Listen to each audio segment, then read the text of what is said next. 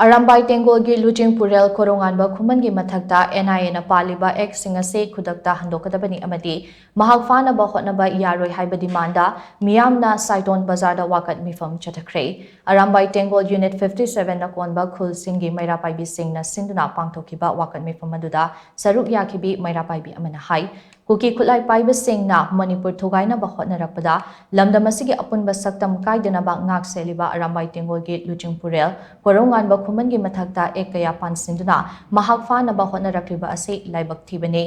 mahak ki mathakta NIA na panseliba sing ase athubada lauthokpaga loinana makhata na mahak phannaba hotnaba Yaroi Haina mahak ni makhata na phongdokhi Ngasi akoina phamjaribasi punjaribasi 5780 unit ki makhada laiba ima event sing ngakani ngasi akoina phamjaribasi ki